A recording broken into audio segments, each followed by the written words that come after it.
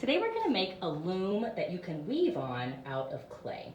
So the first thing we're going to get is a nice flat slab of clay, and we have to decide what shape our loom is going to be.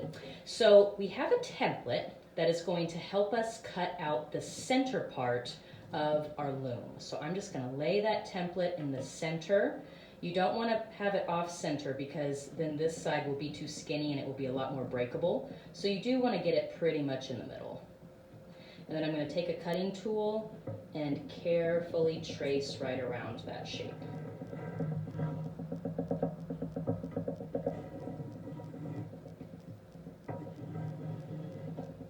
Then I'm going to carefully lift out that center part, take it away, but I'm going to hang on to it because I can use this clay to add extra details later on. So I'm just going to kind of put it off to the side. Now, the next step that we're going to do is you can change the shape of the outside of your loom a little bit if you want to.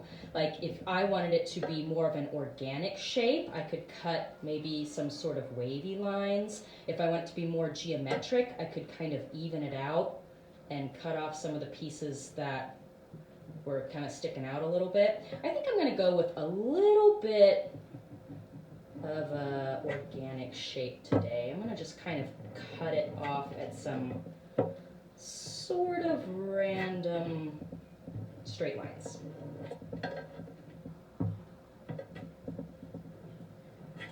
Kind of like this. Now the next step is really important. We have to add 19 holes around the edge of this circle. Not 18, not 20, but exactly 19. It's very, very important that we get that number right. Now, before I start punching holes through the clay, I like to sort of make a little mark where each hole is going to go, so I can kind of make sure I get them spaced out evenly. So let's see, I've got 1, 2, 3, 4, 5, 6, 7, 8, 9, 10. 10 should be about halfway, so I think I'm doing okay. 11, 12, 13, 14, 15, 16, 17, might have to squish these, 18, 19. Now they don't have to be exactly perfectly spaced, but you just want to make sure that you don't have any that are too close or a big gaping area where you don't have any holes. So I think that I'm pretty happy with mine. And now that we have our holes evenly spaced, we're going to use a little piece of straw to punch through the clay on each place where we made a mark. So I can kind of lift it up if I need to make sure that the straw goes all the way through.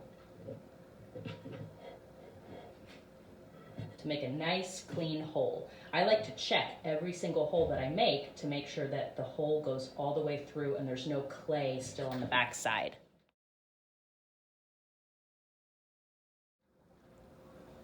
After I have all my holes punched, I'm going to very carefully flip it over and write my name on the back with my clay tool. Then it's time for the fun part, which is decorating our loom. Now there's lots of ways you can do this. The first thing that you can do is add texture using some of your tools. So if I wanted to do that, I could use a stamp to gently press some texture onto the clay slab. Like so. The other thing that you can do is use your extra clay to add shapes to your loom. So if you want, you could cut out different shapes like this. And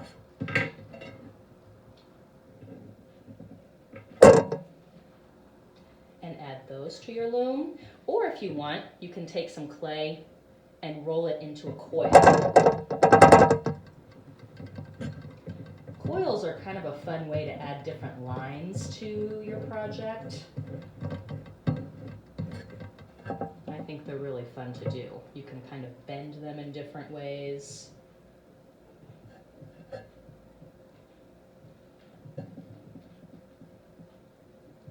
Now, of course, if you are adding something on, you can't just press it onto the clay because when the clay dries, it's going to come apart. So if you want to add on extra pieces of clay, you have to slip and score. Slipping and scoring means you take your clay tool and you make a bunch of scratchy lines on the back of your clay. And then wherever you want to add the piece of clay, you make some more scratchy lines. And then you add just a couple drops of water to your scratched up areas. This scratchy clay and water is going to form sort of like a glue to hold your clay pieces together. So I'm just going to give it a little wiggle, and that is going to make my pieces hold together.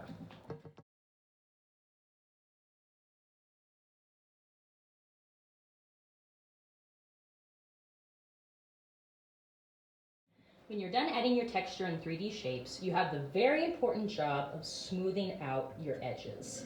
Sometimes when you cut clay pieces, they can look a little rough at first, and it really makes a big difference if you take your finger and kind of smooth it out. Sometimes I even make my finger just a little bit wet when I do my smoothing. So you can smooth out the outside edges and the inside edges, and maybe even the edges of some of your shapes if they look a little bit rough too. And then the very last step that you're going to be doing as you are finishing up your smoothing is make sure that none of your holes got covered while you were working on your loom. So I'm going to take my straw and check that they all went all the way through. Looks like this one got covered a little bit, so I'm going to re-punch that hole. When you're sure that you have 19 holes that go all the way through and your clay and your details are all smoothed out with your name on the back, your clay loom is ready for the kiln.